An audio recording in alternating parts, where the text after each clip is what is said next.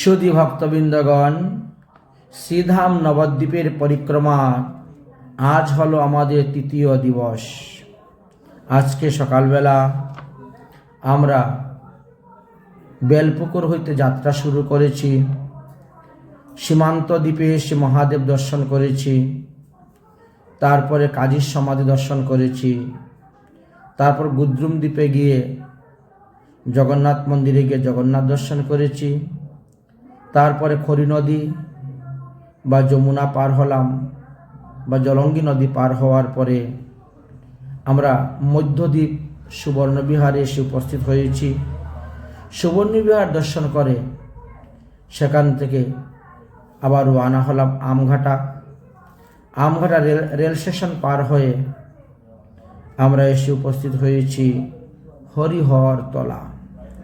এই যে আপনারা দেখতে পাচ্ছেন, এটি হলো হরিহরতলা।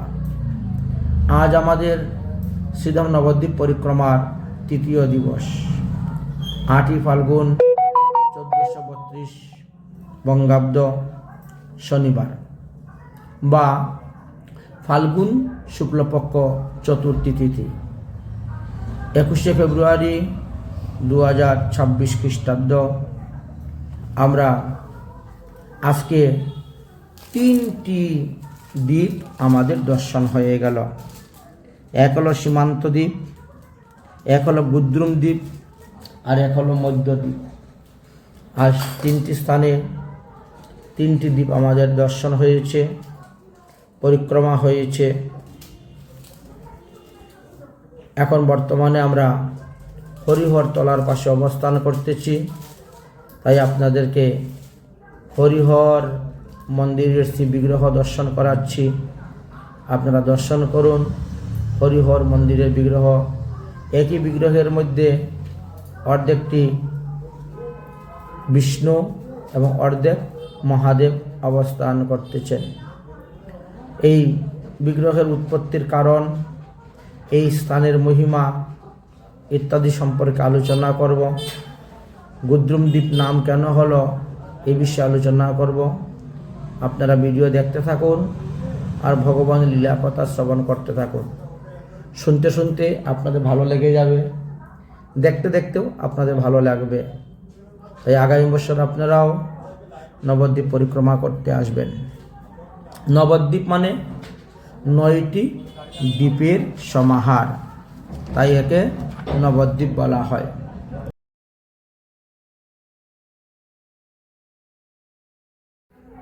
একটি পদ্ম ফুলের মধ্যে যেমন 9টি পাপড়ি থাকে, 8টি পাপড়ি থাকে, মধ্যখানে থাকে কেশর। সেই কেশরটি হলো আমাদের নবদ্বীপ, যেখানে কলিযুগ পাবন অবতার শ্রী শ্রী গৌরাঙ্গ মহাপ্রভু আবির্ভাব হয়েছেন। মহাপ্রভুর জন্মস্থান নবদ্বীপ, তাই এটি হলো পদ্মফুলের কেশর স্থান। পদ্মফুলের 8টি পাপড়ি থাকে, সেই 8টি পাপড়ি 8টা দ্বীপ রূপে বর্ণন করা হয়েছে। যেমন মনে করেন রুদ্রদ্বীপ, 1 নম্বরে রুদ্রদ্বীপ, 2 নম্বরে সীমান্ত দ্বীপ, 3 নম্বরে গুদ্রুম দ্বীপ, 4 নম্বরে মধ্যদ্বীপ, 5 নম্বরে কুলদ্বীপ, 6 নম্বরে ঋতুদ্বীপ, 7 নম্বরে জন্নুদ্বীপ, আর 8 নম্বরে মধুদ্রম দ্বীপ। এই হলো 8টি দ্বীপ। আর মধ্যখানে হলো নবদ্বীপ, মানে কেশর স্থানটি মধ্যখানে অবস্থান করতেছে। এইভাবে সেই দ্বীপের কথা বর্ণন করা হয়েছে। আমরা সেই দ্বীপের কথা আপনাদেরকে বলবো, প্রতিটা দ্বীপের মহিমার কথা আপনাদেরকে শ্রবণ করাবো এবং তার মাহাত্ম্য কথা বর্ণন করব। রুদ্রদ্বীপের মুখ্য দর্শন হলো বেলপুকুর, মদন গোপাল শ্রী বিগ্রহ, নীলাম্বর চক্রবর্তীর বাড়ি, মহাপ্রভু মামার বাড়ি। সীমান্ত দ্বীপের মধ্যে মূল দর্শন হলো মহাদেব মন্দির, সোনাডাঙ্গা বা সোনডাঙ্গা নাম। গুদ্রুম দ্বীপের মধ্যে দর্শন হলো রাজপুরের জগন্নাথ মন্দির। মধ্যদ্বীপের দর্শন হলো সুবর্ণবিহার, আমঘাটা, হরিহরতলা। কুলদ্বীপের দর্শন হলো ভালুকা, সাতকুলিয়া গ্রাম, দেবানন্দ পণ্ডিতের অপরাধ ভঞ্জন স্থান। ঋতুদ্বীপে দর্শন হলো সমুদ্রঘর, চাপাহাটি এবং গৌর গদাধর মন্দির। জন্মদ্বীপের দর্শন হল বিদ্যানগর, কলমবৃক্ষ, গঙ্গাদাস পণ্ডিতের বাড়ি, সার্বভৌম ভট্টাচার্যের বাড়ি। মধুদ্রম দ্বীপের দর্শন হল সারঙ্গ মুরারির শ্রীপাঠ, বৃন্দাবন দাস ঠাকুর মহাশয়ের জন্মস্থান, মাদাইতলা, জগাইমাদাই ঘাট, জগাইমাদাইয়ের সেবিত বিগ্রহ ইত্যাদি। এবার পদ্মফুলের মধ্যস্থান অন্তদ্বীপের কথা বলছি। তার মধ্যে প্রসিদ্ধ হল মহাপ্রভুর জন্মস্থান, বিষ্ণুপ্রিয়া দেবীর জন্মস্থান, ধামেশ্বর মহাপ্রভু শ্রী বিগ্রহ, শ্রীবাস অঙ্গন ইত্যাদি হল মুখ্য স্থান দর্শনীয়। তাহলে এই 9টি দ্বীপের সমাহারে যে নবদ্বীপ, তার বিস্তারিত বর্ণন করলাম আপনাদের কাছে। রাধে রাধে। গুদ্রুম দ্বীপের আরও একটি অংশ হল আমগাটা শ্যামপুর হরিহর মন্দির। শ্যামপুর বাজার পার হওয়ার পরেই আমঘাটা আসলেন। আমঘাটা রেল স্টেশন পার হওয়ার পরেই এখানে হরিহর মন্দির দেখতে পাবেন। তাহলে এই গুদ্রুম দ্বীপেতে সুবর্ণবিহার হলো 1 নম্বর প্রসিদ্ধ মন্দির। সুবর্ণবিহার মন্দির দর্শন করার পরেই সমস্ত ভক্তগণ এই হরিহর তলাতে আসেন। এই 2টি বৃক্ষ, এগুলি হলো তেঁতুল বৃক্ষ। এত বড় বড় বৃক্ষ কোথাও আপনি দেখতে পাবেন না, কারণ এই মহাপ্রভুর আগের থেকেও এই বৃক্ষগুলি অবস্থান করতেছেন। আমরা সেই হরিহর তলাতে আসছি দর্শন করার জন্য। হরিহর তলা মানে একই শিবমূর্তির মধ্যে অর্ধেক হলেন শিব আর অর্ধেক হলেন বিষ্ণু। মূর্তির ডাইন দিকটা হলেন বিষ্ণু এবং বাম দিকটা হলেন শিব, অর্থাৎ ভগবান বিষ্ণু এক অংশে শিব রূপে অবতীর্ণ হয়েছেন। ভগবান বিষ্ণুর বাম অংশ হইতে শিবের উৎপত্তি হয়েছে। ভগবান শ্রীকৃষ্ণের যেমন অনন্ত শক্তির মধ্যে 3 শক্তি প্রধান, 3 গুণ প্রধান, তাই শতগুণে হলেন বিষ্ণু, রজগুণে হলেন ব্রহ্মা, তমগুণে হলেন মহাদেব। এইখানেও রথযাত্রা উৎসব হয়। রথ উপলক্ষে বিরাট বড় মেলা হয়ে থাকে, কারণ এই মন্দিরের ভিতরে শ্রী জগন্নাথ দেব বিরাজ করিতেছেন। এক পাশে জগন্নাথ দেব অবস্থান করতেছেন, আর এক পাশে মহাদেব অবস্থান করতেছেন, এক পাশে পার্বতী অবস্থান করতেছেন, এক পাশে নন্দী অবস্থান করতেছেন। এইভাবে মন্দিরের ভিতরে অপূর্ব শোভা আপনারা দর্শন করতে পারবেন। এই হরিহর মিলন সম্পর্কে শ্রীমদ্ ভাগবত মহাপুরাণে বর্ণনা আছে যে যখন সমুদ্র মন্থন করা হয়েছিল, সেই সমুদ্র মন্থনের সময় যে কালকূট বিষ উঠেছিল, সেই বিষের জ্বালায় যখন কেউ সহ্য করতে পারলেন না, তখন সমস্ত দেবগণ একত্রিত হয়ে মহাদেবের কাছে গিয়েছিলেন। এই দেখেন আপনারা মূর্তির মধ্যে অর্ধেকটা কৃষ্ণ মূর্তি কালো, আর অর্ধেকটা দেখেন শিব মূর্তি নারায়ণ। যাই হোক, সমুদ্র মন্থনে হলাহল বিষ পান করার জন্য মহাদেবের কাছে গিয়েছিলেন। মহাদেব তখন পার্বতীকে বললেন যে, পার্বতী, দেবতারা বড় বিপদে পড়ে আমার কাছে শরণাপন্ন হয়েছেন, আর শরণাগতকে রক্ষা করাই হলো প্রকৃত ধর্ম। অতএব বলো তো আমি কী করব? পার্বতী দেবী বললেন, সুর নর মুনি সবকা একই রীতি, স্বার্থ লাগিয়া সব করে হে প্রীতি। অতএব হে দেব, এই হলাহল বিষ পান করার পরে যদি তোমার কিছু হয়ে যায়, তো কেউ কিন্তু তোমাকে বাঁচাতে আসবে না, সাহায্য সহযোগিতা করতে আসবে না। অথচ হলাহল বিষ পান করার পর সমুদ্র মন্থন থেকে যে সমস্ত দ্রব্য উঠবে, তারা কিন্তু সবাই দেবাসুরেরা সমানভাবে ভাগ করে নিয়ে নেবে। এই অবস্থায় আমি আর আপনাকে কি বলবো? আপনি যেটা ভালো মনে করেন সেটাই আপনি করুন, আমার এতে কোনো অসুবিধা নেই।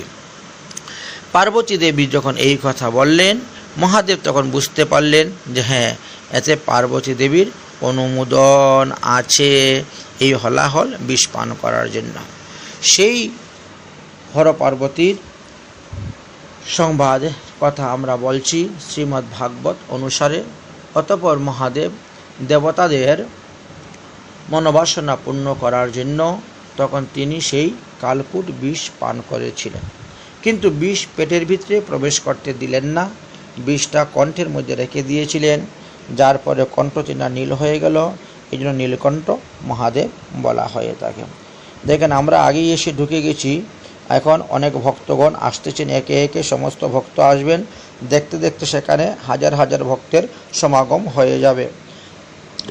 আচ্ছা, যাই হোক, কেউ পায়ে হেঁটে আসছেন, কেউ অটো করে আসছেন, যে যেভাবেই হোক, এবার সবাই সুবর্ণবিহার মন্দির দর্শন করে সবাই হরিহরতলা মন্দিরের দিকে সবাই প্রবেশ করতেছে। আসুন আমরা আসল কথায় প্রবেশ করি।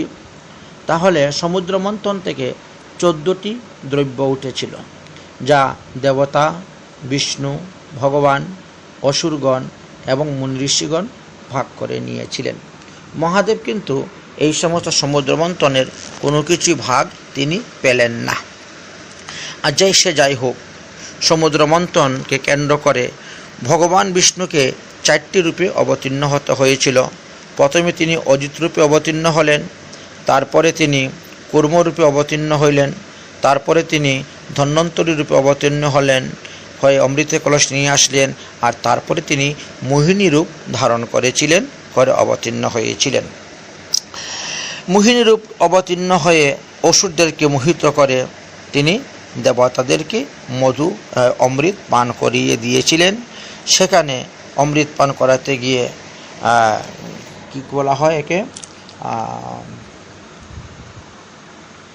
সর্বাণু, সিংহিকার পুত্র সর্বাণু দেবতাদের রূপ ধারণ করে তিনি দেবতাদের মধ্যে বসেছিলেন, তা চন্দ্র সূর্য বলে দিয়েছিলেন, যার ফলে ভগবান বিষ্ণু মোহিনী রূপ ত্যাগ করে পুনরায় বিষ্ণু রূপ ধারণ করে তিনি এই সর্বাণুকে বধ করেছিলেন সুদর্শন চক্র দ্বারা, যে সর্বাণুর মস্তকটি রাহু এবং দেহটি কেতু হয়েছিল।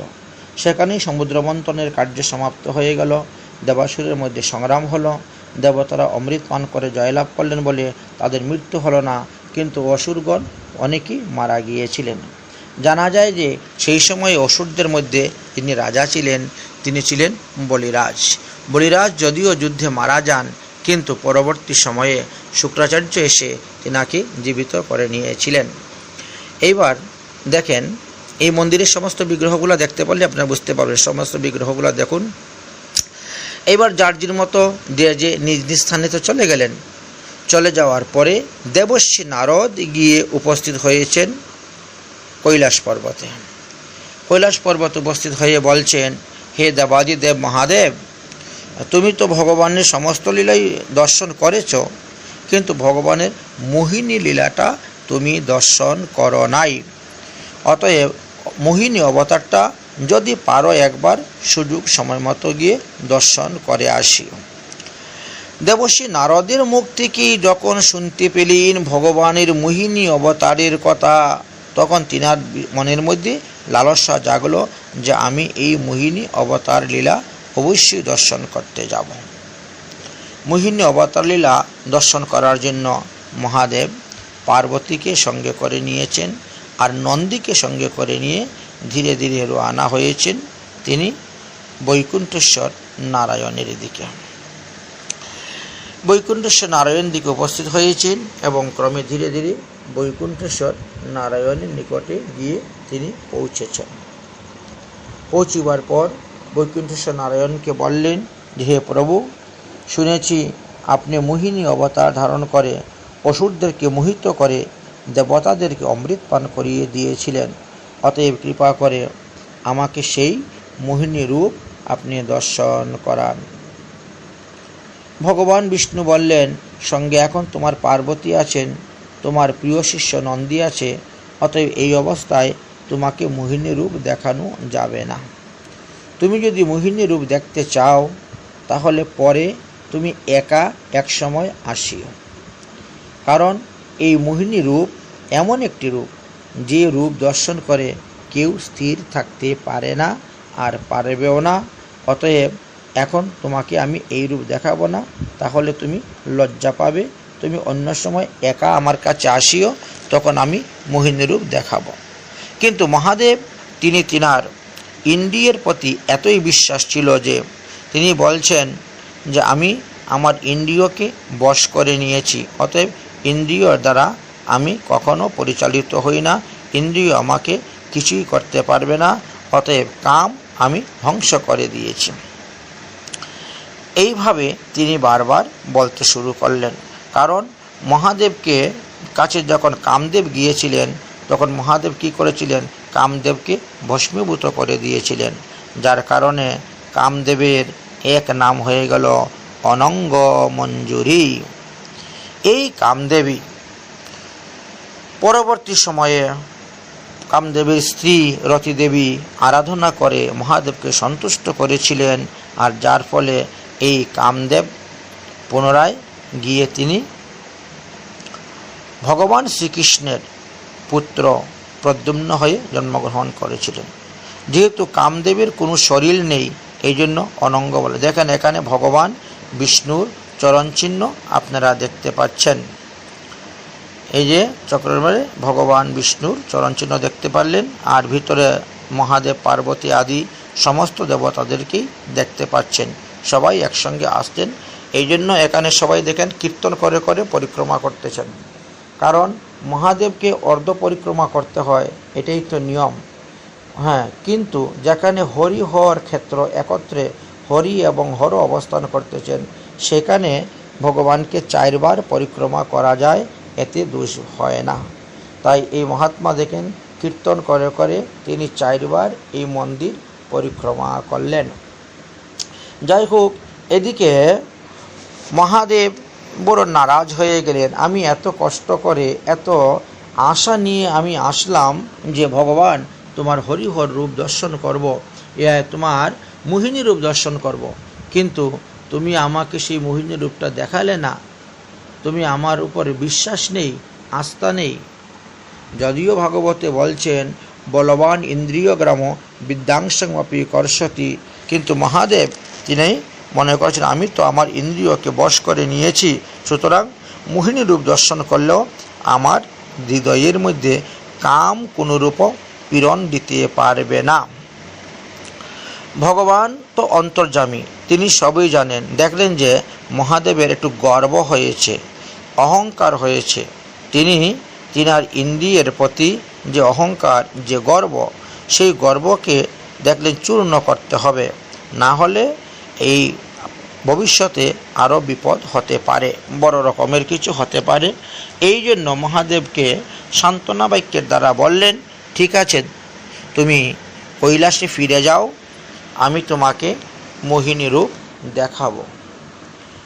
কিন্তু মহাদেব বলছেন এক্ষুনি আমাকে সেই মোহিনী রূপ দর্শন করাও। ভগবান বলছেন ঠিক আছে, এখন না হয় তখন আমি তোমাকে দেখাবো, চিন্তা করিও না, যাও তুমি। আমি তো বললাম আমি তোমাকে মোহিনী রূপ দেখাবো, অতএব তুমি যাও। মহাদেব 7 পা চিন্তা করে মনে দুঃখ পেয়ে পার্বতী এবং নন্দীকে সঙ্গে করে নিয়ে রওনা হয়েছেন কৈলাস পর্বতের দিকে যাবেন। এমতো অবস্থায় ভগবান শ্রীকৃষ্ণ কি করলেন? ভগবান শ্রীকৃষ্ণ তিনি এক লীলা রচনা করলেন। কি লীলা রচনা করলেন? তিনি হঠাৎ করে একটি মায়ার দ্বারা বিরাট বড় জঙ্গলপূর্ণ এক বন তৈরি করলেন, এবং সেই বনের মধ্যে একটি খেলার মাঠ তৈরি করেছেন। এবং ভগবান শ্রীকৃষ্ণ বিষ্ণু নিজেই এই মোহিনী রূপ ধারণ করেছেন। পাতলা সাদা রঙের একটি শাড়ি পরেছেন, আর একটি বল নিয়ে, কন্দুক নিয়ে তিনি খেলা করতে শুরু করেছেন। খেলতেছেন, আর ওর পাশ দিয়েই মহাদেব, পার্বতী, নন্দী যাচ্ছেন। মহাদেবের হঠাৎ করে নজরে পড়ল সেই বালিকার রূপ এবং যৌবন। সেই বালিকা যখন বল নিয়ে খেলতেছে, তখন তার স্তনযুগল, মুখমণ্ডল, নিতম্ব আদি বিভিন্ন স্থান দর্শন করতে করতে মহাদেব একেবারে কামে পীড়িত হয়ে গেলেন। তিনি নিজেকে সামলাতে পারলেন না, তাই ভাবলেন যে মেয়েটাকে একটু আলিঙ্গন করে আসব। কিন্তু মেয়ের দিকে যখন ধাবিত হয়েছেন, তখন মেয়ে কি করেছে? সে বলটা নিয়ে খেলতে খেলতে চলে যাচ্ছে। মহাদেব যখন দৌড়ে গিয়েছেন ধরবেন, তখন সেই মোহিনী দেবী বলটাকে ধরে দৌড়তে যাচ্ছেন, এমন সময় বলটা হাত থেকে পিছকে চলে গেছে। মোহিনী দৌড়ে যখন বলটাকে ধরার জন্য লাফ দিয়েছেন, এমনি মোহিনীর বস্ত্রটি খুলে গিয়েছে। বস্ত্রটি যেই খুলে গেছে, এমনি পবন দেবতা বস্ত্রটাকে উড়িয়ে নিয়ে আকাশের দিকে চলে গেছে। বিবস্ত্র অবস্থায় রূপ যৌবন সম্পূর্ণা সেই রমণীকে দর্শন করে মহাদেব তিনি আর স্থির থাকতে পারলেন না। তিনি তিনার কামবাণে পীড়িত হয়ে আর সেই মোহিনীকে ধরার জন্য ছুটছেন। মোহিনী তিনাকে ধরতে দিবে না, আর এই জন্য তিনিও দৌড়ে দৌড়ে পলায়ন করছেন।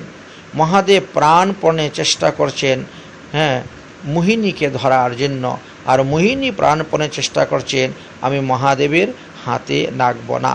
তাই মহাদেব এই ধরতে পারছেন না, ধরতে পারছেন না, আর এইভাবে ছুটছেন।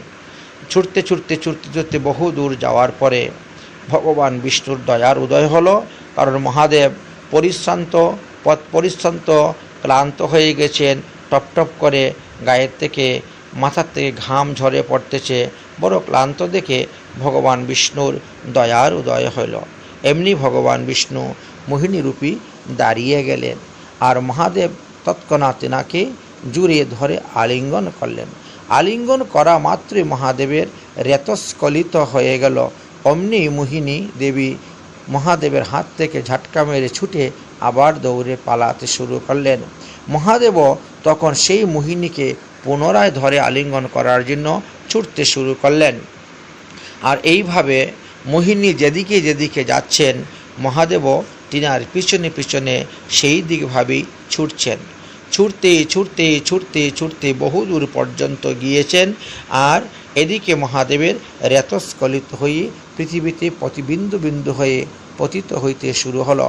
আর এইভাবে বিন্দু হয়ে পতিত যখন হইতে শেষ পর্যন্ত কি হলো, যে স্থানে মহাদেবের রেতস্খলিত হয়ে পতিত হয়েছিল, সেই স্থানে আমাদের পৃথিবীর সোনা এবং রূপা তৈরি হয়েছিল, যেটা ভগবান বিষ্ণুর আশীর্বাদ অনুসারে হয়েছিল।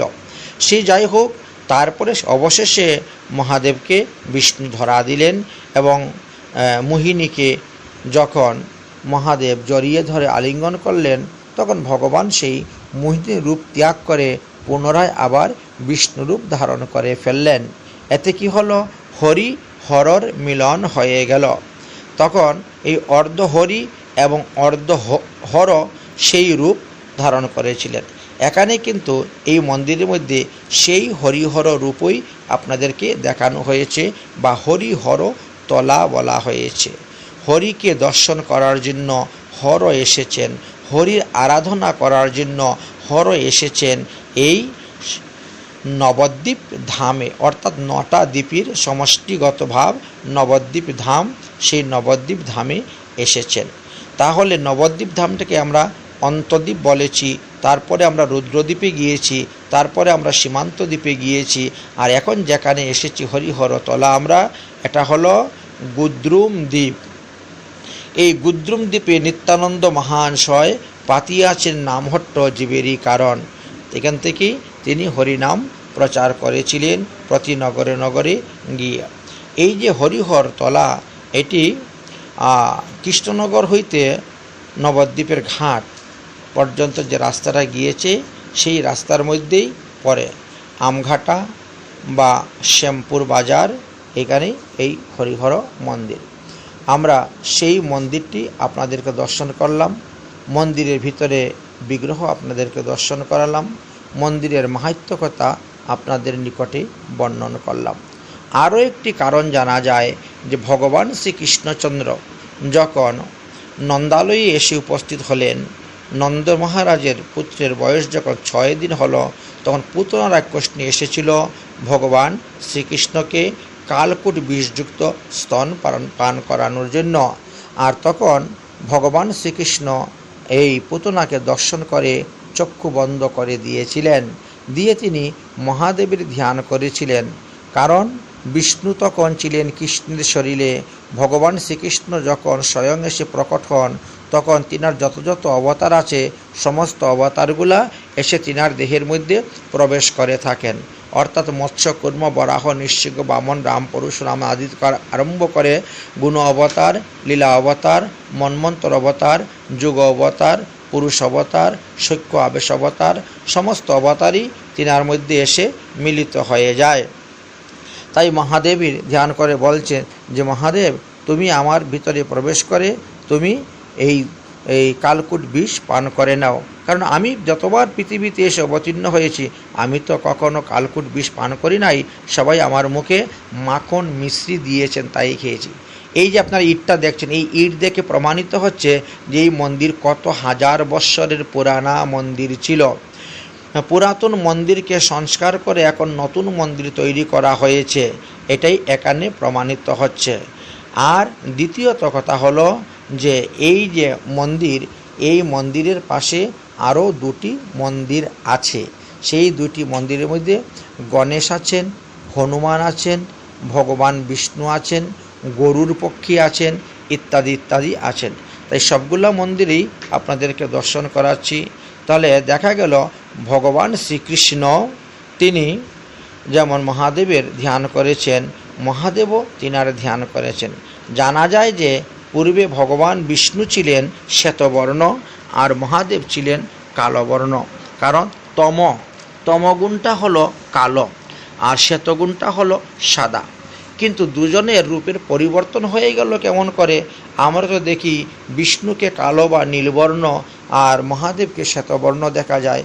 কারণ একে অন্যের ধ্যান করতে করতে সেই রূপের পরিবর্তন হয়ে গিয়েছে। ভগবান বলছেন না যে যথা মাং প্রপদ্যন্তে স্তাং ততৈব ভজাম্যহম। তাই একজন আরেকজনের রূপের চিন্তা করতে করতে করতে করতে এইভাবে রূপের পরিবর্তন হয়ে গিয়েছিল। তাই হরি এবং হর এই দুজন একাত্মক এই স্থানে দেখালেন যে হরি হররূপ ধারণ করেছেন। ভগবান যে কোনো রূপ ধারণ করেন না কেন ভগবান কিন্তু ভগবানই থাকেন। এই যে পাথরগুলো আপনাদেরকে দেখাচ্ছি এগুলো পুরাতন মন্দিরের পাথর। এই এখন মন্দির পুনরায় নতুন সংস্কার হয়েছে, তাই এখন নতুন মন্দির দেখতে পাচ্ছেন। এটা কিন্তু পুরাতন মন্দিরের সংস্কার। আচ্ছা, যাই হোক, এখন কথা হলো ভগবানের গুণ অবতার হলেন মহাদেব। তথাপিও মহাদেবকে ভগবান বলা হয় না। কেন হয় না? বলছেন দেখো, দুধ যদি একবার অল্পযুগে দই হয়ে যায় তাহলে সেটা কখনো আবার দুধে রূপান্তরিত হয় না। ঠিকই তেমনিভাবে ভগবান শ্রীকৃষ্ণচন্দ্র মহাদেব রূপে প্রকটিত হলেও মহাদেব কিন্তু কখনো কোনো অবস্থাতেই আবার কৃষ্ণ হতে পারবেন না। কৃষ্ণ কালীরূপ ধারণ করেছিলেন, করে তিনি শ্রীমতী রাধারানীকে কলঙ্কের হাত থেকে রক্ষা করেছিলেন, আয়ান ঘোষের হাত থেকে রক্ষা করেছিলেন। তাই বলে সেই কালী কখনো কোনো অবস্থায় আবার কৃষ্ণ হতে পারবেন না। এই যে মন্দিরের ভিতরে শ্রী বিগ্রহ আপনারা দর্শন করতে পাচ্ছেন, দেখেন এখানে মহাদেবের বিগ্রহের দিকে ভালো করে তাকিয়ে দেখেন, অর্ধেকটা দেখেন ভগবান শ্রীকৃষ্ণ আর অর্ধেকটা হলেন মহাদেব। শ্রীকৃষ্ণের দিকে সুদর্শন চক্র আছে আর মহাদেবের দিকে ত্রিশূল আছে। এইভাবে আমরা এই হরিহর মিলন ক্ষেত্রের কথা বিভিন্ন শাস্ত্র পুরাণ অনুসারে বিভিন্ন পণ্ডিত মুনি ঋষি জ্ঞানী গুণী ব্যক্তিদের সাধু মহাত্মাদের নিকট থেকে শ্রবণ করে সেইভাবে আপনাদেরকে